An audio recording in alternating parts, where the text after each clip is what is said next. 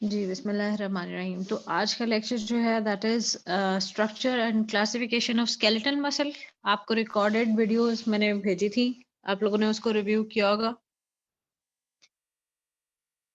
अच्छा जी, what are the main characteristics of skeletal muscle? ये हमने उस दिन भी कैरेक्टरिस्टिक्स पढ़े थे कि स्केलेटल मसल्स जो हैं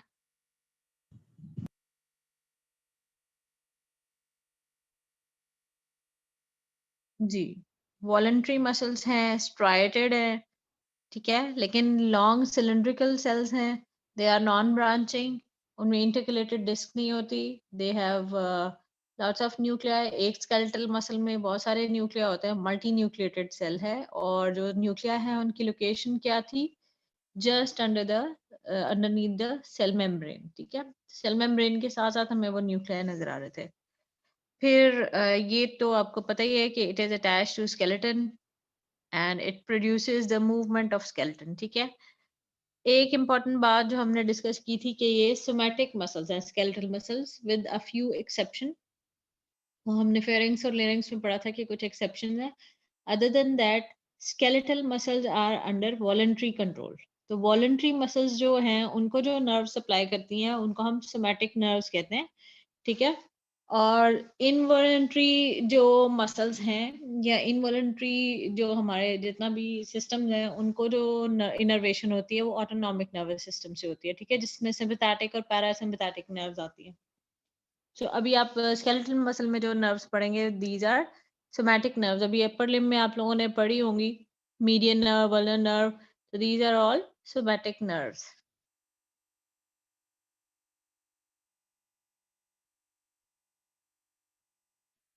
हाँ जी, और क्या इम्पोर्टेंट बात है?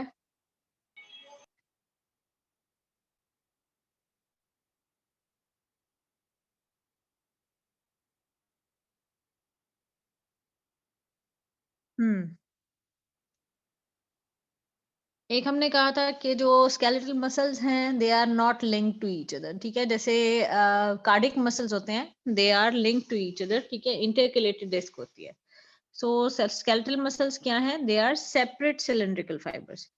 लेंथ भी डिस्कस कर ली थी, विड्थ भी। ये भी हमने कहा था कि जो सेल मेम्ब्रेन है उसको हम सार्कोलेमा कहते हैं, साइटोप्लाज्म को सार्कोप्लाज्म कहते हैं, मल्टी न्यूक्लिएटेड सेल्स हैं, ठीक है, स्ट्राइएशंस हैं जो कि लाइट एंड डार्क बैंड्स हैं, ठीक है। लाइट एंड डार्क बैंड्स के बारे में मैंने आपको कहा था कि थोड़ा सा आपने इसके स्ट्रक्चर के बारे में देखना है कि वो किस तरह से होता है, ठीक। तो आप लोगों ने होपफुली वो वीडियो भी देख ली होगी, ठीक है। इनमें हमने पढ़ा था कि देयर आर आई बैंड्स जिनको हम आइसोट्रोपिक बैंड्स कहते हैं, ठीक है। और आई बैंड्स जो हैं they are on both sides of Z disc. Z disc कौन सी जगह है? जहां पर सार्कोमेयर जो है वो दो सार्कोमेयर यूनिट्स जो हैं they join at Z disc, ठीक। ए बैंड्स कौन से थे? जिनको हम एनआइसोट्रोपिक बैंड्स कहते हैं। आई बैंड्स जो लाइट बैंड्स हैं दे show the presence of actin proteins. जहां पर सिर्फ एक्टिन प्रोटीन मौजूद है वहां पर आपको आई बैंड्स नजर आएंगे, लाइटर बैंड्स। जहां पर मायोसिन प्रोटीन है वहां पर आपको डार्क बैंड्स नजर आते हैं जिन्हें हम ए बैंड्स कहते हैं, ठीक है। और उन डार्क बैंड्स के सेंटर वाला रीजन जहां पर सिर्फ मायोसिन है और वो एक्टिन को ओवरलैप नहीं कर रही, वो उससे थोड़ा सा लाइट होता है, उसको हम कहते हैं एच बैंड, ठीक है। तो इनमें अब आपने ये याद रखना है कि जो आई बैंड है they are related to the presence of actin proteins, और ए बैंड जो है वो शो कर रहे हैं मायोसिन प्रोटीन्स को, ठीक। ओके, ये जो एक्टिन और मायोसिन प्रोटीन्स और ये जो सार्कोमेयर यूनिट्स बन रहे हैं वो जो फाइबर्स के अंदर होते हैं उनको हम मायोफिब्रिल्स कहते हैं, ठीक है। और उस दिन भी मैंने आपको सेक्शन में बताया था कि एक सेल का जब हम सेक्शन देखते हैं तो उसके अंदर जो आपको सारे डॉट्स नजर आ रहे हैं वो मायोफिब्रिल्स के क्रॉस सेक्शन में डॉट्स नजर आ रहे हैं। लॉन्गिट्यूडनल सेक्शन में जो मायोफिब्रिल्स हैं उनके अंदर आपको एक्टिन और मायोसिन प्रोटीन की जो अरेंजमेंट नजर आती है उसकी वजह से डार्क एंड लाइट बैंड्स नजर आते हैं, ठीक। फिर हमने बात की थी कि सार्कोमेयर जो है वो एक यूनिट है स्केलेटल मसल का बिटवीन टू जी डिस्क। एक जो सार्कोमेयर का पार्ट है वो एक कंप्लीट कॉन्ट्रैक्टाइल यूनिट है, उसके अंदर एक्टिन और मायोसिन प्रोटीन होती हैं, वो एक दूसरे के साथ एसोसिएट होती है, ठीक है। और उनके एक्शन से ही मायोसिन हेड जब एक्टिन के साथ अटैच होती है और वो जो एक मूवमेंट स्ट्रोक्स होते हैं, ठीक है, उनकी वजह से कॉन्ट्रैक्शन और रिलैक्सेशन होती है। ये सारा आपको मैं एक एनिमेशन वीडियो भी सेंड कर दूंगी, ठीक है। और आप लोगों ने फिजियोलॉजी में भी डिटेल में पढ़ा होगा कि ये किस तरह से एक्शन होता है, ठीक। सो मसल कॉन्ट्रैक्शन में जो है ना, जो सबसे छोटा जो यूनिट होता है, functional unit, this is called sarcomere, and sarcomere is present between two successive Z discs. अच्छा जी, जी ये हमारे पास कुछ आपको नजर आ रहा है। हम्म। अगर आप ये मसल देखें, स्केलेटल मसल, तो हमने मतलब वीडियो में भी मैंने बताया हुआ है कि जो स्केलेटल मसल है, कनेक्टिव टिश्यू की वो लेयर जो स्केलेटल मसल को ऑल अराउंड कवर कर रही है, ठीक है, उसको हम कहते हैं एपीमाइसियम, ठीक है। The connective tissue wrapping of the whole, one whole, जैसे बाइसेप ब्रेकियाई को ओवरऑल जो एक कवर कर रही है कनेक्टिव टिश्यू की लेयर, उसको हम कह देंगे एपीमाइसियम, ठीक। जब हम अंदर देखते हैं तो स्केलेटल मसल के जो सेल्स हैं वो ग्रुप्स की फॉर्म में या बंडल्स की फॉर्म में पे भी पैक हुए होते हैं, ठीक है। तो स्केलेटल मसल्स का जो ये बंडल है, ये आपको नजर आ रहे हैं, ये एक बंडल ये नजर आ रहा है, फिर ये है, फिर ये है, इसमें बहुत सारे स्केलेटल मसल सेल्स जो हैं वो पैक हुए हुए हैं, ठीक है। तो जो एक बंडल है उसको हम कहते हैं स्केलेटल मसल फेसिकल, फेसिकल, ठीक है। और एक फेसिकल को जो रैप करती है कनेक्टिव टिश्यू की लेयर, उसको हम कहते हैं पेरीमाइसियम, ठीक। यानी पूरे मसल को एपीमाइसियम कवर कर रही है, ठीक है। फिर एक bundle of skeletal muscle cells जो हैं उनको कवर करिए पेरीमाइसियम, यानी फेसिकल को कवर करती है पेरीमाइसियम। और फिर जब हम एक मसल सेल की बात करते हैं, उस बंडल में से अगर हम एक मसल सेल निकाल के देखें, तो उसके इर्द गिर्द भी एक लाइट सी कवरिंग होती है, ठीक है, लूज कनेक्टिव टिश्यू की, उसको हम कहते हैं एंडोमाइसियम, ठीक। तो ये आपको ये अब एक स्केलेटल मसल एक्सक्यूज सेल मी नजर, मैम। ठीक है जी। मैम स्क्रीन शेयर नहीं हो रही आपकी, स्क्रीन शेयर नहीं हो रही आपकी मेरे साथ।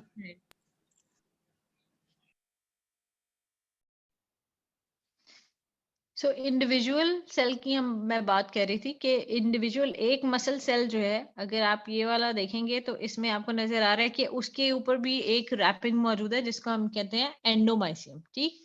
So outer most covering is epimysium, फिर जो बंडल है या फेसिकल्स हैं उनको कवर करिए पेरीमाइसियम, और इंडिविजुअल मसल सेल्स को जो है ना कवर करिए एंडोमाइसियम, ठीक। अब यहाँ पर उसने एक मसल सेल जो है ना उसको ओपन करके दिखाया, उसके अंदर आपको नजर आ रहा है बहुत सारे फाइबर्स नजर आ रहे हैं, these are basically myofibrils. Myofibrils क्या होते हैं, प्रोटीन और जो एक्टिन और मायोसिन प्रोटीन के जो सार्कोमेयर यूनिट्स है ना, वो मिलकर एक जो बनाते हैं ना मॉलिक्यूल, एक एक जो है ना वो बनाते हैं प्रोटीन जिसको हम कहते हैं मायोफिब्रिल, वो मसल सेल के अंदर ये पैकिंग हुई हुई है इसकी एक यूनिट, ठीक है। अब ये आपको 1 2 3 4 5 ये सारी मायोफिब्रिल्स है, मायोफिब्रिल्स के इर्द गिर्द आपको कहीं कहीं ये माइटोकॉन्ड्रिया नजर आ रहा है। नीचे ये जो सार्कोलेमा लिखा हुआ है, this is the cell membrane of the skeletal muscle cell, ठीक। आपको ब्लू कलर में ये जो स्ट्रक्चर नजर आ रहा है, this is the endoplasmic reticulum, जिसको हम सार्कोप्लाज्मिक रेटिकुलम कहते हैं, ठीक है। अब इम्पोर्टेंट चीज क्या है कि आपने ये देखना है कि मायोफिब्रिल्स के अंदर जो अरेंजमेंट है वो एक्टिन और मायोसिन प्रोटीन की अरेंजमेंट है, ठीक है। वो आपको ये रेड और ब्लू लाइंस में नजर आ रही है, जहां पर एक सार्कोमेयर जो है ना वो स्टार्ट और एंड हो रहा है, वहां पर आपको ये जी डिस्क नजर आ रही है, ठीक है, जिगजैग सी लाइंस, ठीक हो गया। एक इम्पॉर्टेंट बात और आपने देखनी है कि जहां जी डिस्क थी वहीं पर मायोफिब्रिल के ऊपर रैपिंग्स नजर आ रही है। रैपिंग्स कौन सी नजर आ रही हैं?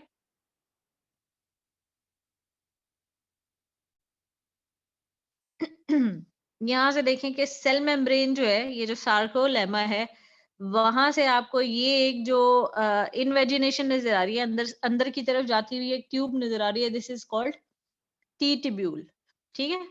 ये जो टी ट्यूब्यूल है, this is an invagination of cell membrane या सार्कोलेमा, ठीक है।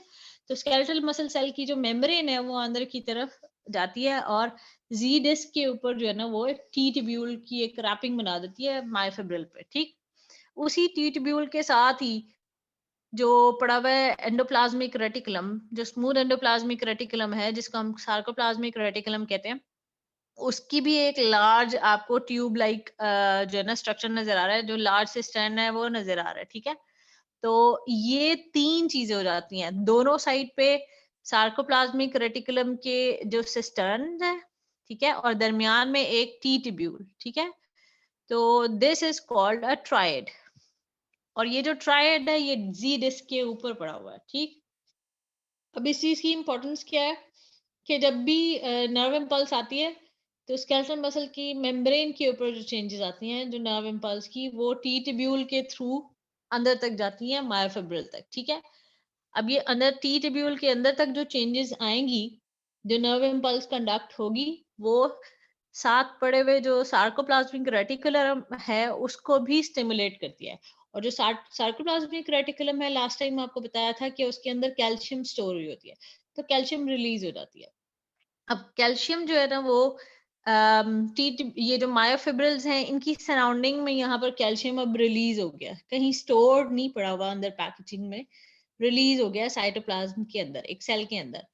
और जहां पर जाता है ये कैल्शियम, एक्टिन बाइंडिंग साइट्स होती हैं, वहां पर कैल्शियम बाइंड करता है, एटीपीज यूज होते हैं, और एक्टिन और मायोसिन प्रोटीन्स का वो जो स्लाइडिंग एक मैकेनिज्म है वो स्टार्ट हो जाता है और मसल की कॉन्ट्रैक्शन स्टार्ट हो जाती है, ठीक है। एक मैकेनिज्म है ये जो कि डिटेल में हम फिर डिस्कस कर लेंगे। अभी थोड़ा सा आपको आइडिया दे रही हूँ क्योंकि आप लोगों ने जो है ना वो बाद में इसकी डिटेल दोबारा भी पढ़नी है। होपफुली ये चीज आपको समझ आ गई होगी, ठीक है। अब ये वाला जो पार्ट है, जो एक्टिन मायोसिन वाला पार्ट है, ये यहाँ पर आपको जो है ना वो दोबारा से दिखाया हुआ है। इसमें आप देख लें कि जहां पर सिर्फ मायोसिन प्रोटीन है, ठीक है, जहां पर एक्टिन प्रोटीन उस पर नहीं है, वो एच बैंड उसको हम कहते हैं, ठीक है, हेंसेन्स बैंड, ठीक। और मायोसिन के बिल्कुल सेंटर में ये जो लाइन पास करी है, ठीक है, this is the M line, right. अब टोटल जो मायोसिन प्रोटीन की जो विड्थ है, that is basically A band, ठीक। और ए बैंड जो है वो डार्क बैंड है, और उसमें से थोड़ा सा पार्ट जो ये लाइट आता है जहां पर एक्टिन प्रोटीन मौजूद नहीं है, वो एज बैंड वाला आता है।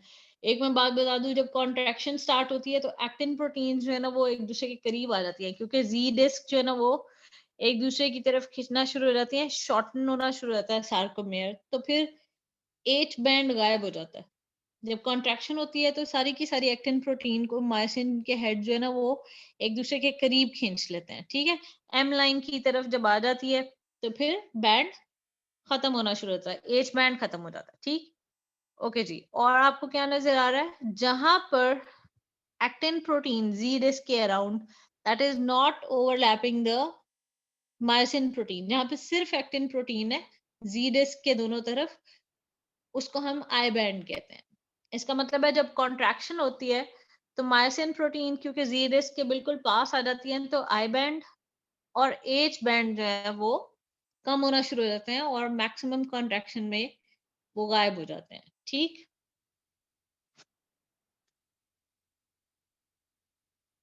सो ये था स्ट्रक्चर, और उसके बाद थोड़ा बहुत जो है ना वो कॉन्ट्रैक्शन के बारे में। चले जी, ये सिंपल सी बातें हैं। आप लोग अब क्योंकि अपर लिम्ब कर चुके हैं, आपको आइडिया होगा कि जो मसल है स्केलेटल मसल, उसके टू एंड्स होते हैं, एक प्रॉक्सिमल एंड होता है और एक डिस्टल एंड होता है।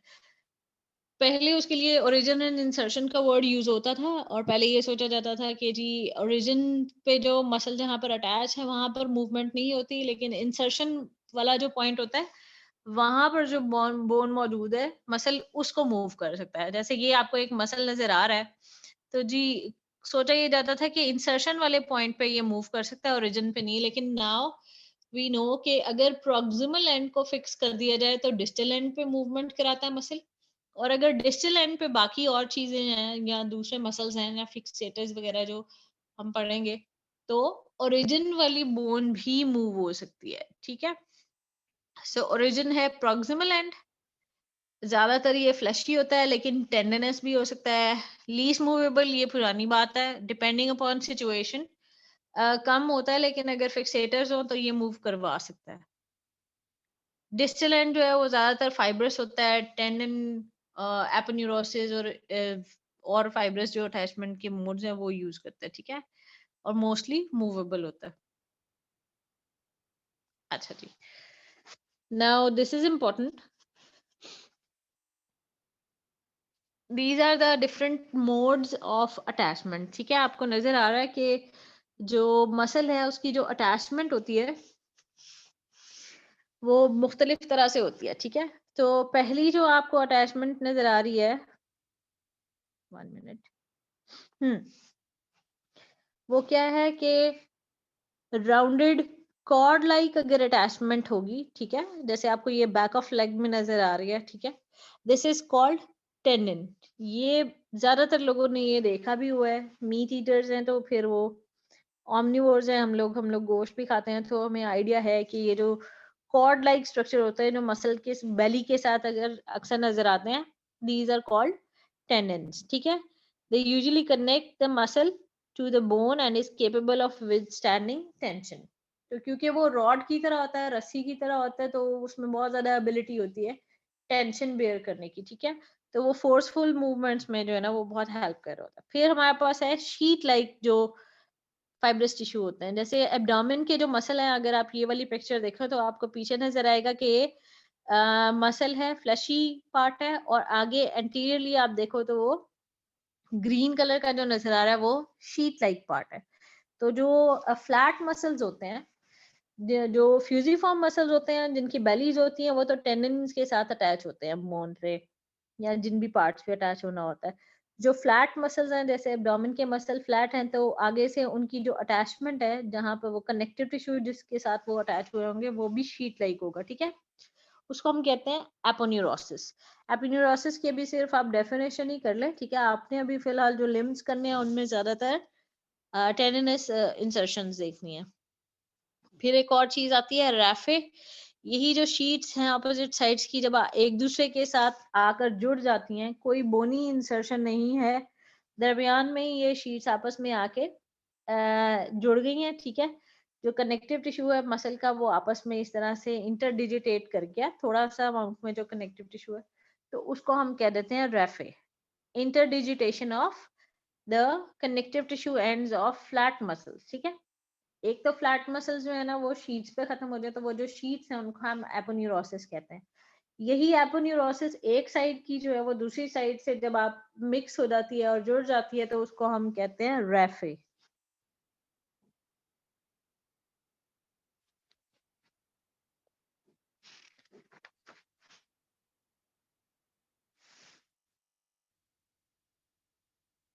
अच्छा, ये तो हो गया कि इंसर्शंस जो है या ओरिजिन जो है ना वो किस फॉर्म में हो सकते हैं, ठीक है।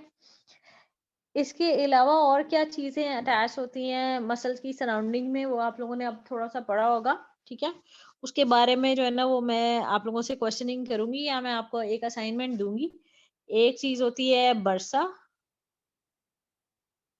ठीक है, इसके बारे में आपने देखना है। दूसरा होता है फाइब्रस फ्लेक्सर शीट्स जिन्हें हम कहते हैं, या फाइब्रस शीट्स जिन्हें हम कहते हैं, ठीक है। तो ये दो चीजें हैं जिनके बारे में मैं आपको जो है ना वो रिटन क्वेश्चंस भी दे दूंगी, और मैं आपसे नेक्स्ट टाइम असाइनमेंट भी लूंगी, ठीक है। ये अगर आप डायग्राम देखो तो आपको काफी हद तक वो नजर आ रही होंगी जो मैंने आपको स्ट्रक्चर्स बताए हैं।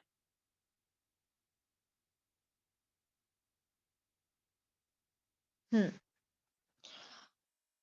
ये फाइब्रस शीट ये आपको नजर आ रहा है, बोन के ऊपर जो है ना वो एक टनल सी बनी हुई है, और उसके अंदर से जो है ना वो टेंडन गुजर रहा है, ठीक है। तो this is a tendon which is a connective tissue insertion of a muscle, ठीक है। कभी कभार जैसे फिंगर्स होती हैं, डिजिट्स होते हैं, वहां पर टेंडन्स जो है उनको थोड़ा सा लंबा रास्ता क्या करना होता है, ठीक है। तो उसके लिए जहां से वो जॉइंट से जब वो पास कर रहे होते हैं, इन बोन्स के ऊपर से पास कर रहे हैं, तो आप ये देखो कि ये एक ऐसे टनल सी बनी हुई है, ताकि जो टेंडन है वो अपनी जगह पैक्ड रहे, ठीक है। तो ये जो टनल सी बनी हुई है ये फाइब्रस शीथ है, इसको फाइब्रस फ्लेक्सर शीथ कहते हैं, ठीक है। और इस टनल के अंदर क्योंकि बहुत ज्यादा रेजिस्टेंस होगी, फ्रिक्शन बहुत ज्यादा होगी, तो जो टेंडन है वो फ्लूइड फिल्ड एक बैग से भी कवर हुआ हुआ है, ठीक है। जो फाइब्रस शीथ जो है वो बर्सा लाइक शीथ होती है उससे भी कवर हुआ है। यहाँ पर भी अगर आप देखो तो व्हाइट हार्ड वाले कनेक्टिव टिश्यू से जो है ना वो टनल कवर हुई हुई है, ठीक है। और फिर जो ब्लू नजर आ रहा है आपको अंदर, वो ब्लू जो है वो क्रॉस सेक्शन में यहाँ पर आपको जो है ना वो तो एम्प्टी नजर आ रहा है, लेकिन वो बेसिकली फ्लूइड से फिल हुआ होता है, लुब्रिकेंट जैसे फिल हुआ होता है, ठीक है ना। तो उसका काम क्या होता है कि जो यहाँ से रेजिस्टेंस और फ्रिक्शन जो है ना उसको कम करना है, ठीक। यहाँ पर आपको जो है ना नी जॉइंट के डिफरेंट सेक्शन नजर आ रहे हैं। ये नी जॉइंट का फ्रंट नजर आ रहा है, ये उसका साइड व्यू नजर आ रहा है, ठीक है। तो नी जॉइंट में आप देखो कि एक बोन जो है वो टेंडन के अंदर ही डेवलप हुई हुई है, ठीक। दिस इज पटेला। और ये क्वाड्रिसेप मसल, लेग का जो मसल है उसका टेंडन आपको नजर आ रहा है, इसके दो पार्ट्स नजर आ रहे हैं, ठीक है। इसके अलावा कनेक्टिव टिश्यू में आपको ये लिगामेंट्स नजर आ रहे हैं जो जॉइंट्स को सपोर्ट कर रहे हैं, ठीक। तो मसल की सराउंडिंग में स्पेशली जहां पर वो जॉइंट को क्रॉस कर रहे होते हैं वहां पर और बहुत सारे स्ट्रक्चर्स होते हैं जो उसके साथ एसोसिएटेड होते हैं, ठीक। तो उनमें जो मेन इंपॉर्टेंट चीज है एक तो बर्सा की है, फ्लूइड फिल्ड बैग्स जो दो मसल्स के अंदर स्पेशली उनके जो इंसर्शन पॉइंट्स हैं उनके अंदर नजर आ रहे हैं।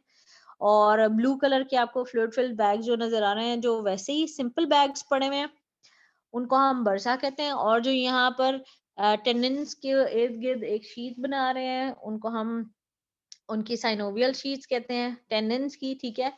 और टेंडन्स की कुछ फिर फाइब्रस शीट भी होती है जो उनको कवर करी होती है, जो टफ कनेक्टिव टिश्यू लेयर से बनी होगी, ठीक। तो ये चीजें आपने देखनी है। नेक्स्ट टाइम मेरा ख्याल है लाइव लेक्चर होगा तो फिर उसमें हम मजीद डिटेल भी डिस्कस करेंगे।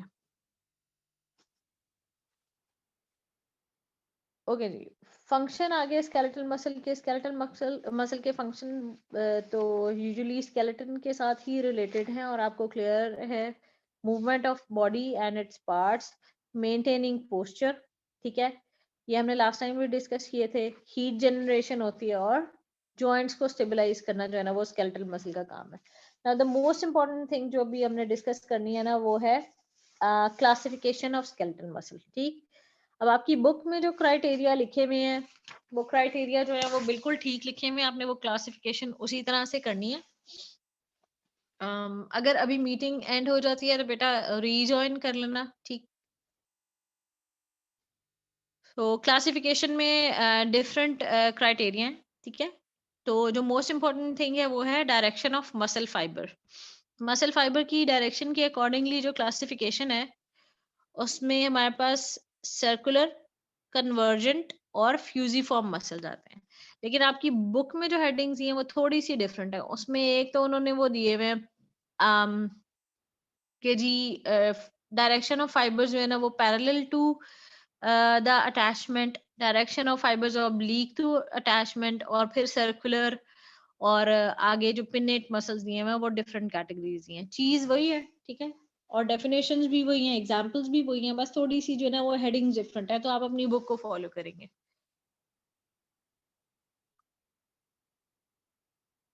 जी। यहाँ पर हम थोड़ी सी वो क्लासिफिकेशन जो है ना उसको डिस्कस कर लेते हैं जो आपकी बुक में दी हुई है। मैं यहाँ पर आपको जो है ना वो एग्जांपल्स के साथ दिखा देती हूँ।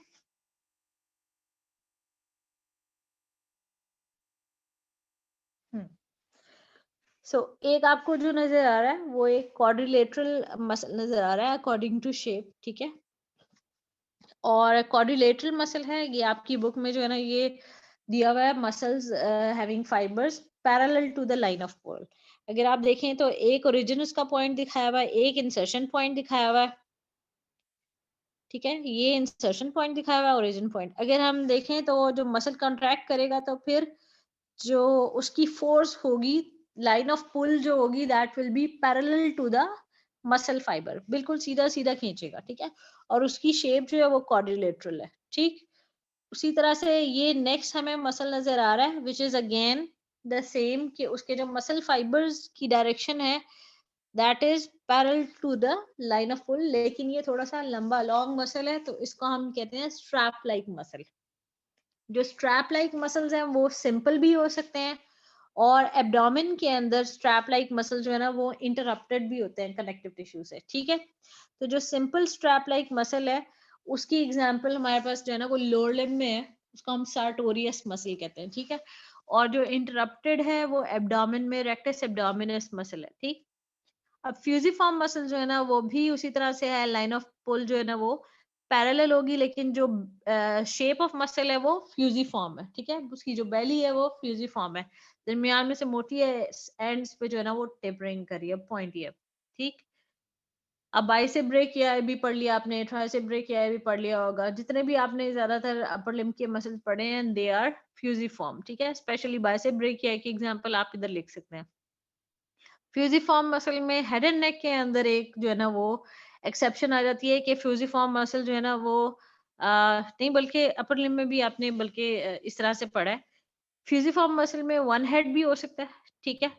उसमें टू हेड भी हो सकते हैं, थ्री हेड भी हो सकते हैं। एक सिंपल टू हेड वाला बाइसेप ब्रेकिया आपने पढ़ा है, थ्री हेड वाला आपने जो है वो ट्राइसेप ब्रेकिया पढ़ा है, ठीक है। लेकिन हेड एंड नेक में एक टू हेडेड मसल है जिसका इंसर्शन पॉइंट जो है ना वो एक हुक के अराउंड जो है ना वो दूसरी बेली के साथ ज्वाइन कर जाता है, ठीक है। तो ये एक बेली का ओरिजिन है, ये दूसरी बेली का ओरिजिन है, ठीक है। और दरमियान में एक हुक के अराउंड उनका इंसर्शन हुआ, ठीक है। तो थोड़ी सी उनकी जो मूवमेंट है वो उसके अकॉर्डिंगली होगी। अभी सिर्फ आपने इसी तरह से ये एग्जांपल याद रखनी है, ठीक है। इसकी डिटेल आप हेड एंड नेक में ही कर लें तो बेहतर है, अभी कंफ्यूजन की जरूरत नहीं है। फिर हमारे पास फैन शेप और ट्रायंगुलर मसल्स आ जाते हैं, ठीक है। फैन शेप या ट्रायंगुलर मसल्स जो होते हैं ना वो इस तरह से होते हैं कि एक पार्ट उनका जो है वो एक्सपेंडेड होता है, और यहाँ पर आकर नीचे आके जो मसल फाइबर्स हैं वो सारे इकट्ठे हो जाते हैं और टेंडन के ऊपर, एक टेंडन के ऊपर खत्म होते हैं, ठीक है। तो ये जो एक्सपेंडेड या फैन शेप मसल्स हैं इनमें पेक्टोरालिस मेजर भी आ जाता है। हेड एंड नेक में एक एग्जांपल मैसेटर मसल की भी दी होगी, ठीक है। तो ये वो मसल आ जाते हैं जिनमें ऑब्लीक है line of pull. Line of pull basically कुछ मसल्स की जो है ना वो जो ये करीब करीब वाले हैं उनकी स्ट्रेट लग रही है, बाकी सारे वो सारों की इस तरह से है, वो इस तरफ को खींच रहे हैं। लेकिन जो मसल की मूवमेंट होनी है, एक्शन होना है, वो इस तरह से होना है, ठीक है। तो oblique to the line of pull, जो मसल की फाइबर्स की डायरेक्शन है that is oblique to the direction of action, जो उन्होंने फोर्स जहाँ जिस तरफ लगानी है। फिर आपको ये एक मसल नजर आ रहा है, ठीक है। इसमें कुछ फाइबर्स जो है ना वो इस तरह से हैं और कुछ फाइबर्स इस तरह से हैं, ठीक है। तो ये दोनों फाइबर्स जो है ना वो लाइन ऑफ पुल इस तरह से है, और these are oblique to the line of pull, और एक क्रॉस की फॉर्म में मौजूद है, इसीलिए इनको हम क्रूशिएट मसल्स कहते हैं, ठीक। अच्छा, जो लाइन ऑफ पुल ऑब्लीक हो तो उनमें फिर एक इम्पॉर्टेंट कैटेगरी आ जाती है जिसको हम कहते हैं पिन्नेट मसल्स, ठीक है। पिन्नेट मसल्स जो होते हैं ना these are feather like muscles. इनमें से ये आपको जो नजर आ रहा है this is like a half feather, के ओरिजिन से आया और ये एक टेंडन पे अटैच हो गया, लेकिन टेंडन की जो लाइन ऑफ पुल है दिस इज लाइक दिस, और मसल की जो डायरेक्शन है वो ऐसे है। तो दोनों के दरमियान में एंगल बन रहा है, इसलिए ये भी हिपिनेट मसल जो है उनको भी हम ऑब्लीक फाइबर्स में लेते हैं कि the fibres are lying oblique to the line of pull, ठीक है। हाफ फेदर जो हो गया उसको हम यूनिपिनेट कह देते हैं। कंप्लीट फेदर जो होता है यानी फाइबर्स इस तरफ से भी आ रहे हैं, इस तरफ से भी, दरमियान में ये टेंडन है एक, तो इसको हम बाइपिनेट मसल कह देते हैं, कंप्लीट फेदर। बहुत सारे इस तरह के फेदर्स इकट्ठे हो जाएं तो फिर उसको हम मल्टीपिनेट कहते हैं, ठीक। मल्टीपिनेट आपने अपर लिम्ब में भी एग्जांपल पढ़ी होगी, डेल्टॉइड। बाकी यूनिपिनेट की, बाइपिनेट की ज्यादा लोअर लिम्ब में आपको एग्जांपल्स लिखी होंगी, या अपर लिम्ब में जो आप हैंड में आप एग्जांपल्स पढ़ेंगे आगे जाके वो होंगी, ठीक है। तो आपने जनरल एनाटॉमी के लिए जो एग्जांपल्स हैं वो अपर लिम्ब और लोअर लिम्ब से ही याद रखनी है। तो जो एग्जांपल्स आपको अपर लिम्ब में मिल जाए वो आप वहां से कर लें, जो नहीं मिलती फिर आप वो लोअर लिम्ब से याद रख लें। अब ये आपको नजर आ रहा है कि हर डायरेक्शन से मसल फाइबर आ रहे हैं, ठीक है, और सेंटर में टेंडन है। तो ये जो सरकमपिनेट की एग्जांपल है, सरकमपिनेट का मतलब ये नहीं है कि एक डायरेक्शन से आ रहे हैं या दो डायरेक्शन से आ रहे हैं, ठीक है, या मल्टीपल फाइबर्स है। इसका मतलब है कि सारी डायरेक्शन से मसल फाइबर्स आ रहे हैं ऑल अराउंड इस तरह से मसल फाइबर्स जो है ना वो आ रहे हैं और सेंटर में एक टेंडन के ऊपर जो है ना वो अटैच हो रहे हैं, ठीक। और ये जो सेंटर वाला टेंडन है this is parallel to the line of pull. बाकी जो मसल की डायरेक्शन है that is oblique to the line of pull. तो ऐसे मसल्स को हम रेडियल मसल्स या सर्कमपिनेट मसल्स भी कहते हैं। और इसकी बहुत अच्छी एग्जांपल भी आपको लोअर लिम्ब से ही मिलेगी, टिबियालिस एंटीरियर की। तो लेग का मसल है जिसकी शेप इस तरह की है, ठीक।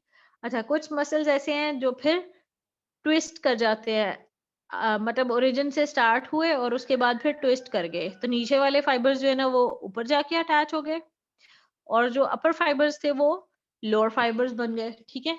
ये जो ट्विस्टिंग है ये आपने पैक्टोरालिस मेजर की भी पढ़ी है। आपने एक्सिला पढ़ लिया होगा तो आपने पढ़ा होगा कि एंटीरियर एक्सिलरी फोल्ड जो बनता है वो पेक्टोरालिस मेजर जो है वो इंसर्शन के करीब ट्विस्ट कर जाता है, ठीक है। और उसके बाद फिर ह्यूमरस पे इंसर्ट करता है। उसी तरह से आपने पढ़ा कि लेटिसमस डोर्साई का जो एंड पार्ट है वो टीरीज मेजर के ऊपर ट्विस्ट करता है और उसके बाद फिर इंसर्ट करता है ह्यूमरस पे, तो वो पोस्टीरियर एक्सिलरी फोल्ड बनता है। तो एक्सिलरी फोल्ड बनाने में ये जो पेक्टोरालिस मेजर मसल और लेटिसमस डोर्साई मसल है वो स्पाइरल करते हैं इन पे, ठीक है। तो वो स्पाइरल मसल